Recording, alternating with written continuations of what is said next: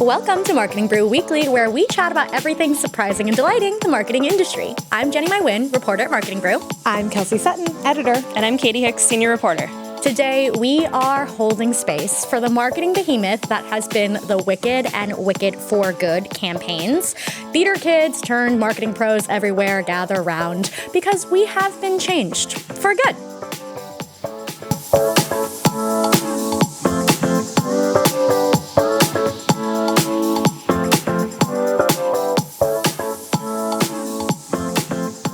So, Wicked for Good, the conclusion to the Wicked Witch fantasy musical tale that started last year, as I'm sure we're all aware, is imminent. It's coming out this Friday. So I have a question for the room.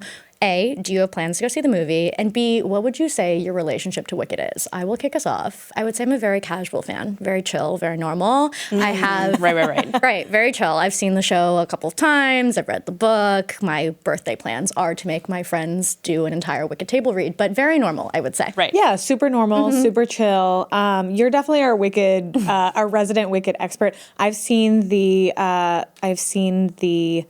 Broadway show. I have not seen the first movie all the way through. I was telling both of you before the show started that my friend's daughter really likes it, but she calls it the magic. So I've seen the beginning of Wicked at home, where with a child running around in a dress, Honestly, what else could you ask for? And I kind of think that's I'm enjoying that experience, but I have yet to see all of it. But I'm tempted. Yeah, I haven't seen the movie yet. I've seen the play. I saw it on the West End like many years ago. But I need to catch up. So you guys have you've seen the source material, but Yes. not quite the current cultural phenomenon. But it's interesting because it's like whether you're on my end of the spectrum or your guys' end of the spectrum, like you can't deny that Wicked has been everywhere. And that really is due to this really outstanding marketing campaign that they have been pulling off, really with what started with the first Wicked movie a year ago, almost to the day, and now the finale of it all, capping it off and continuing that marketing campaign that they started.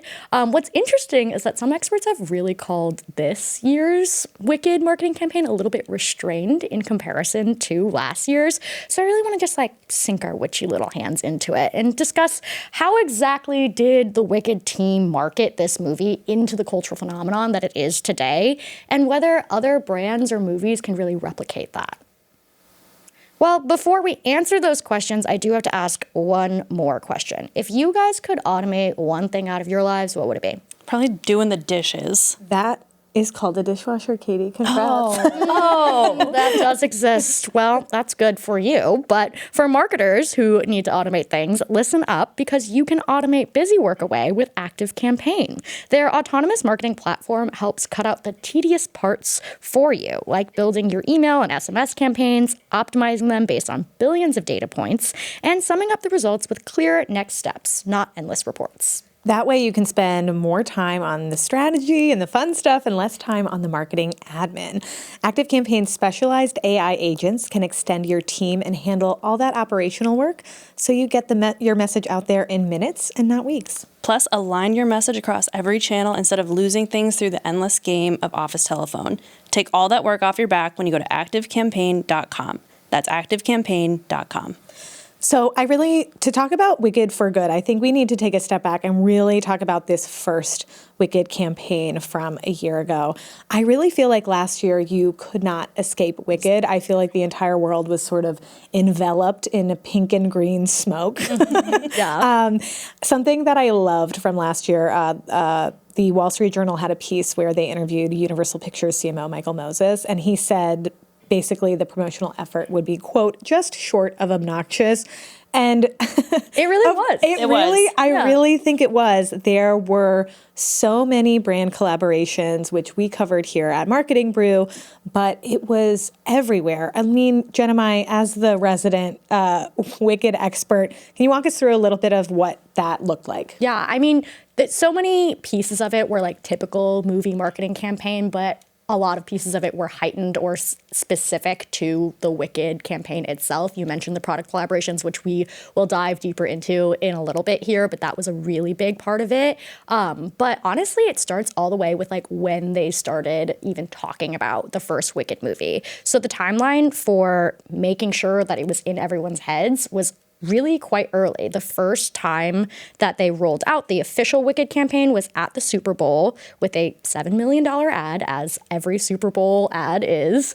So they really invested into making sure this was in your face. And that was 8 months before the movie came out. So like, we've kind of talked about this before, where like movie trailers these days, like they kind of come out like pretty far in advance to when the movie comes out. But even with that in mind, 8 months before the movie comes out is pretty far in advance. So they were like, we are putting this in your heads and we're making sure you're aware of it on this big cultural stage, and we're not taking our foot off the gas pedal from that moment on. Yeah, I mean, they put $7 million to make sure you don't forget, that you know that it's coming. Mm-hmm. Yeah, I think that Variety reported that the marketing budget for the first Wicked movie was around $150 million. Mm-hmm. And I really do feel like, I mean, picking the Super Bowl, we'll talk about the Super Bowl more as we get closer to the game, next year, but picking the Super Bowl and showing up there is sort of, and I think with a trailer like that is sort of saying we're on par with this cultural moment. Mm-hmm. The Super Bowl is for everybody, and Wicked is for everybody. Mm-hmm. And it really felt like you could not escape that. Again, if you had seen the Broadway show, if you had read the book, if you had no idea what either of these things were, there was no escaping it. There was a pretty high certainty that you were going to know that this movie was coming out in theaters around the holidays. Mm-hmm. I do think that with the first movie, they had to go so hard because they kind of had a bigger task than they do this time around with Wicked for Good. Because the first time, yes, you're totally right that people are aware of Wicked as an IP, whether you're a theater kid who like loves the original show or you are aware of its connection to Wizard of Oz. Like, people definitely are aware of it, but the first movie kind of had the task of convincing people that this Broadway musical could be a blockbuster movie and that it is for everyone and that you should go see it and it should become this big thing. Whereas now that we're on the second phase of that, the second half of the story, it kind of gets to like ride that wave a little bit more, which like they still put a lot of effort in this year, don't get me wrong. Talking about that budget, this year, $90 million went towards it per Variety's reporting, which is significantly less than the 150, but is not a small number either. I think that's such a good point. There's sort of the halo effect, right? The job is done from convincing people that Wicked is a franchise that can be turned into a movie. It's already been done. It's made gobs of money at the box office. So now it's sort of like a reminder, hey, by the way, part 2 is coming out. Mm-hmm. Don't you want to be part of that like you were last year? Mm-hmm. But I think that it's interesting when we talk about, when we started thinking about talking about this for an episode, we were kind of like, oh my gosh, it's been a year already. Mm-hmm. It still feels a little bit like it has been in the ether. And I think that's a very intentional part of the marketing team with Universal Pictures is sort of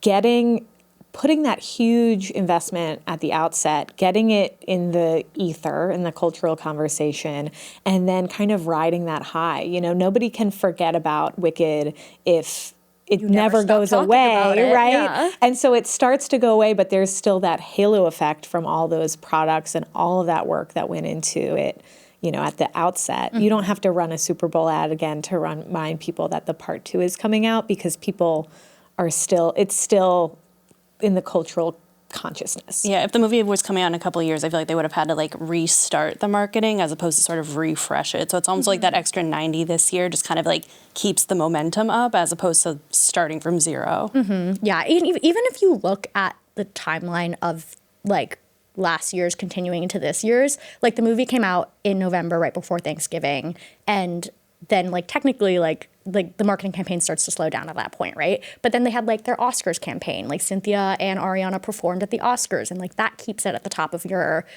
cultural consciousness. And then technically the official rollout for this year's marketing campaign for Good didn't start until the summer, which is a significant difference from the Super Bowl. But like there were moments in between there that like keep you thinking about it. And I do think a big part of that is using their talent and using the people that are obviously famous, that people obviously have relationships to, new parasocial relationships maybe too. But like people are fans of them and like want to engage with whatever they're saying, whatever they're doing. And these stars in particular loved talking about Wicked. Like they took every opportunity to. And that was a big piece of the first movie's go around at marketing as well, is that they did have a ton of appearances and a typical press tour, and they were just like getting their people out there and talking about it at every opportunity. How could we forget the iconic holding space for the lyrics of Defying Gravity? I mean, it sticks with us to this day. Yeah. We have to do the hand thing. We do.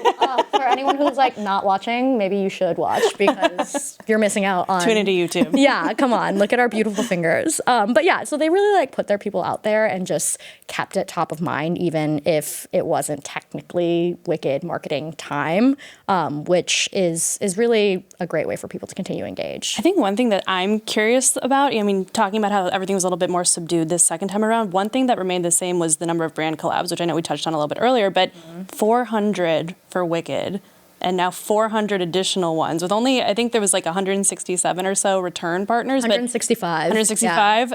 Yeah, but like 400 brand collaborations for each movie is crazy. It's really nuts. And I think the thing that's so interesting is it really kind of runs the gamut of types of partnerships. So I feel like some of the ones that maybe would naturally make sense of an entertainment brand is, of course, we have all the costumes and the jewelry. So, jewelry brands, clothing brands, shoe brands, beauty brands, all feels super natural. But we've seen so many very, I would say, unexpected.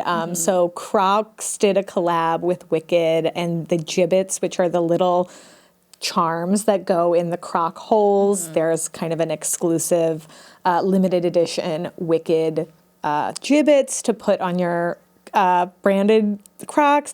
There's a Wal-mart's in-house store brand, Great Value, had mac and cheese that's Wicked branded. So it's color changing, right? Colors. Yes, color changing. How would you feel to eat green mac and cheese? Or pink? I mean, neither one sounds amazing. I hate to be a traditionalist, but I like my mac and cheese normal. Orange, which is also not natural, really. Yeah, a good point. Okay, good point. I will say with that one in particular, I feel the same. I was like, what a weird kind of gross collaboration. But I was thinking about like how there's such a wide gamut of the types of brand collabs that Wicked has done. And I do think that something like color changing mac and cheese is probably not made for us, right? No, It's that's for made the kids. Yeah. Yeah. And I mean, think about like when we were younger, there was like the blue ketchup and stuff. Like there were all these like colorful things that we were like, that's so fun. But adults are probably like, oh, ew. I hate serving this. Isn't it so funny? It's like there is an entire product line or product lines that exist to have a child bully their parent into buying. And it works. I'm sure it works. Yeah, it sure does. But I do think that's like kind of the power of Wicked for brand collaborations is that it appeals as an IP to such a wide audience that you can make something like Swarovski like jewelry that is Wicked themed and that is for the adult audience, but then you can make green mac and cheese that the kids will be like, yes, mom and dad, this is what I want. And I think there's something so interesting. We have seen so many brand collaborations come out of big box office moments. I feel like in 2023, Barbie really helped. It was sort of an inflection point, I think, that showed a lot of brands maybe the path forward, if there are certain kind of moments for IP. But I think it's such an interesting new normal for Hollywood and for brands because there is this huge halo effect that is built. And so every brand that partnered with Wicked the first time around benefits from that $7 million Super Bowl ad that the studio bought, right? And then the studio benefits from all the brand collabs, all of those brand partners saying, well, I'm going to now market my limited edition Wicked products because they're going to put the money behind it, right? And so it's it creates this inescapable sort of Wicked vortex that you cannot get out of.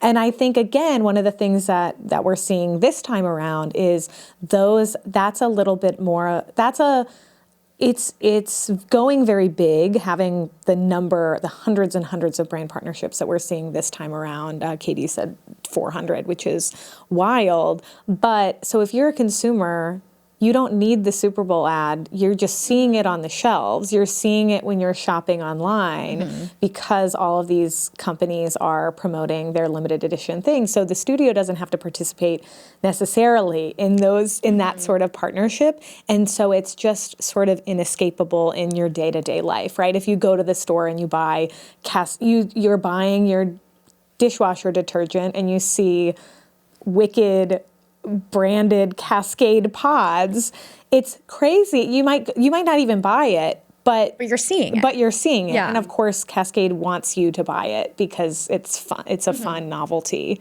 that introduces you to their brand. Yeah. No, I think you're so right. And I feel like obviously Barbie's the inspiration here. I mean, that was such a big collab marketing strategy, and like the color aspect of it, I think really relates to this too. I mean, pink and green, the way that pink was like the color for Barbie, this is pink and green, and it lends itself to a lot of different products. Yeah, I do think that's a key part of when we're thinking about those two movies in particular, and if we're thinking about whether this is a strategy that can be replicated by other movies or brands. The color aspect is so important. It's like a distinct color. Barbie had the very specific shade of Barbie pink.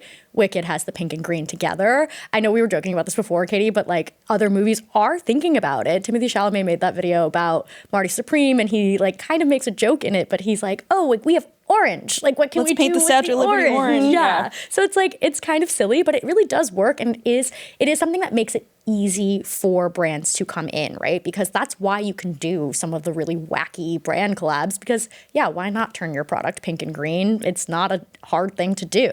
But I do think that when you do it well, it looks better. So yeah, I mean, I remember the Starbucks Alphabet drink last year, and people were posting about how like the green foam was melting in with the brown coffee, and it was not looking appetizing. So you got to do it in a certain way to pull off the color. Yeah, right. Definitely. I do think that's. I really love talking about the color as branding, and how we might see more titles find kind of their iconic color. Of course, if you're using existing IP, that's a little bit easier. Yeah. But a new movie, a new franchise, it's sort of like, what is the immediate visual signal? Because again, that doesn't just help sell the movie, but that for every brand, it's an easy pitch, right? It's like, oh, well, you just change your packaging to be, Despicable Me yellow, Right. right? That's easy. yeah, and it's kind of a tale as old as time, right? Even outside of movies, like Brat Green, how could we forget Brat Summer? Like that was such a big branding moment. It's like the color as brand has kind of been around forever,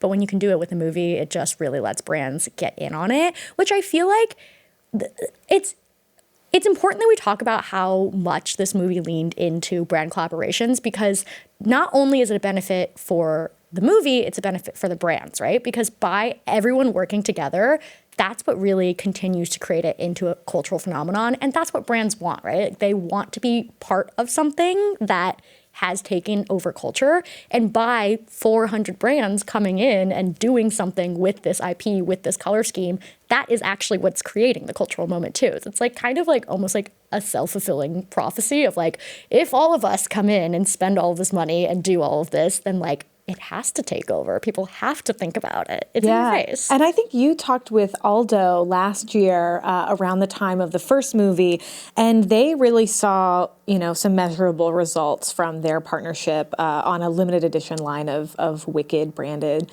shoes. And I think they had a 6% engagement rate on social media and a 3.5% click-through rate on ads in the first week. Which is definitely elevated. Which is elevated from kind of what they normally sort of see. And I think, again, part of it that I think is such an interesting thing that we're seeing is consumers want to own something that is a signal of their fandom.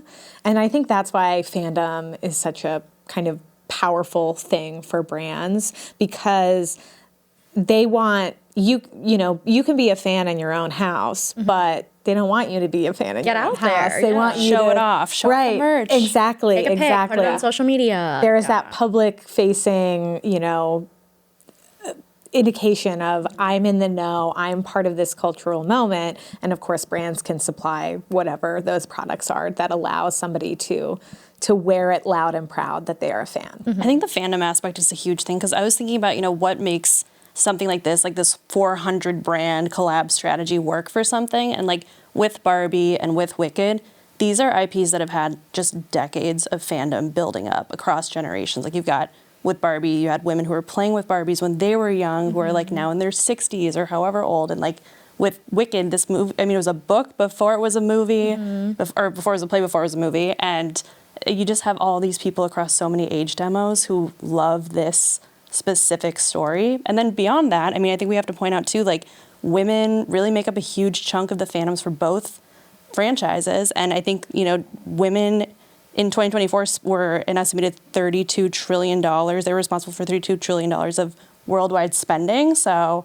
when you think about who's buying like merchandise and who's buying branded stuff, women are a huge demo. Women be shopping. Women be shopping. But I think that's such an interesting point because we have seen so many Hollywood studios kind of going back into their own archives, going, what's the IP we own? How can we lean into nostalgia? How can we partner with, you know, some existing IP that we know already has fandom? We've seen that for many years. We will probably see it for many years to come because it is such a powerful thing. But there are some pieces of IP that maybe are also not necessarily as ripe for those sorts of brand partnerships. You know, we had a Superman movie, which of course, hugely, widely known, of course. And there were product collaborations, but I can't say Not to the name same that degree, was yeah. was sort of the same sort of inescapable sort of effort. And I think that's, I do wonder about kind of the sort of traditional gender breakdown. Of course, you know, anybody can see either of these movies. It doesn't really, you know, it doesn't matter who you are. But I do wonder kind of what that means for the types of brand collaborations we'll see. And then are there opportunities for a brand to go, maybe we'll do something a little bit different because we recognize that there is, you know, there are people who are going to be going and seeing Wicked for good. And, you know, we want to lean into people who maybe are a little, an unexpected fan. You know, how do we cater to that person? Which I think probably shows up in those 400 brand collabs. Like there's got to be something that we know that there are things that are unexpected. So perhaps there's a very niche fan out there that was like, I can't believe that my favorite detergent brand did a Wicked collab. And Finally, a it's pod for me. Yes. But yeah, no, totally. Something like the Superman movie is like, they did collabs, but I think it was like a lot of it was centered around like fashion brands or toy brands, which like are kind of expected, right? Like we said, like with the Wicked collabs, like those are definitely categories that were represented with Barbie, with anything that does movie themed product brand collabs. Like you can kind of expect that those categories will be represented. And I think it's something about the unexpected brand collaborations and the like really going for it that makes it into a moment and makes people talk about the marketing itself, right? Like I feel like the fact that obviously we are talking about the marketing as a marketing podcast, but I think normal people are talking about it too. People are genuinely like, wow, like this was everywhere. Which with the first movie, I will say there was some concern for Wicked fatigue. So I think it is pretty interesting that there was that concern a year ago, and they've managed to seemingly overcome that fatigue and maintain it into this year's campaign and hopefully get people to show up. I think if it was at the same degree that it was a year ago, I think that we'd be having a completely different conversation, right? Yeah. And I think that part of that is by design, right? You get it to just short of obnoxious, as the CMO of Universal Pictures said, and then kind of coast on that. You know, you accelerate up to that point, and then you kind of coast on it a little bit and have little, you cruise control it a little bit, and then let things show up. So again, people are reminded that this film is coming out. Yeah, definitely. Well, beyond the really crazy brand collabs and unexpected things that this campaign did, it also did a lot of typical expected movie campaign things, namely that all of the cast members this week especially will be showing up or have already shown up at various late night shows, talk shows, morning shows. This past week, they capped off their like kind of global fan-centric tour events with their New York premiere event. So it's kind of the typical playbook, but it works. So they continue to do it, and it's kind of that last minute marketing push right before the movie comes out. And I mean, people are showing up. People are loving it. People are reveling in the Wicked magic. I actually saw some photos from, I think the New York one was at the Lincoln Center, and they really did it up. And I was a little jealous that I wasn't there. I can't lie. I do feel like even the press tour is a little bit more pulled back this time too, though, because we haven't seen a holding space moment yet for many of the interviews. So true. I feel like we haven't seen It's any because of those. that's just never Once in a ends. lifetime. You can't script that. That's true magic, as your friend's daughter would say. Put on the magic. That's it. Put on that interview. But I think that also is representative of the fact that like they purposely didn't put their main actors and main cast out there for as many press junkets this year because they kind of didn't have to. And they had the ability to be like, okay, this is already a cultural juggernaut, and we're gonna like pull back and be a little bit more restrained and be a little bit more like almost refined. They don't have to be in your face. And I think it's pretty obvious that they like wanted to be like, okay, like this is like the conclusion to the tale. This is like a celebration. We're gonna like celebrate with the fans, but we don't have to do every single press tour stop. But that doesn't mean they didn't do any, and they did still do some pretty notable like internet tour stops, I will say. The Vanity Fair lie detector test was one. There were a couple podcast episodes that I saw, which I think is just interesting that like movie marketing has transformed so that those are pretty essential stops for a press tour. And even though that they've had this like year-long campaign to capitalize off of, they're still making sure that they like hit their Gen Z audience where they're at. I was going to say, because all of those appearances get cut and put out on vertical video, and then you get shown them on your For You page, or somebody shares them with you, those little digestible reminders, essentially, that you should buy your tickets. Definitely. And they've definitely been doing some like panels and screening appearances too, which is very fun for anyone who gets to be there, but also kind of is a nod towards like a continuing campaign for their awards campaign, right? Award season is kicking off, going to be in full swing. And the last year, both Cynthia and Ariana were nominated for their respective acting awards, and they're expected to be nominated again this year. So I think it's interesting that this particular franchise is able to kind of like meld together typical movie marketing campaign, but also awards campaign, and it kind of serves both purposes, right? Right, they're sort of spinning out of one directly into the other one. I mean, they're doubling their marketing revenue. What they're able to get from this by splitting the movie into two is like another year of getting nominated for Oscars, another year of brand collabs and merch sales and all of that stuff. Like splitting it into two, I think, was a marketing decision in itself. Yeah, oh my God. And talk about the marketing gold would be if one or both of them manages to win that award, right? They get to put out like updated trailers that are like Academy Award winner Cynthia Erivo starring in Wicked and Wicked for Good. Everyone go see the double feature. Like, yeah, that gets me, I think. Yeah. Well, I think I can maybe talk about this for 1,000 more years, but we do have to eventually end our conversation. But I do want to ask you guys, what would be your like dream Wicked collab, real or imagined, whether it's something that exists or you're making it up? I saw the American Girl doll collab was cute. Like the little like Elphaba doll and the little Glinda doll, like very cute. Yeah.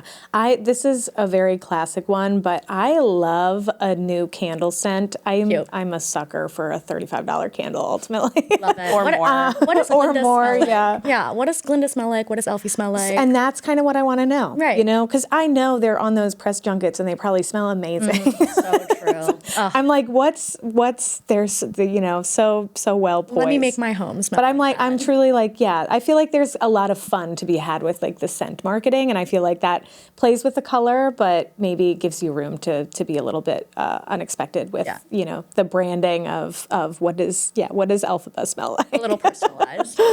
Mine is a fake one, but I did look up while I was preparing for this episode and saw my Lafufu, and I was like, can't believe they didn't do an Elfie and Glinda Labubu. A Lafufu is a fake Labubu, by the way. Yes, of course. And I know like the Labubu moment is kind of over. Like Pop Mart is not. No, they're making a them movie. anymore. Did you see that? They're making a Labubu. Wow. Honestly, maybe that's what we're going to see No, that's the next. Okay. This time next year.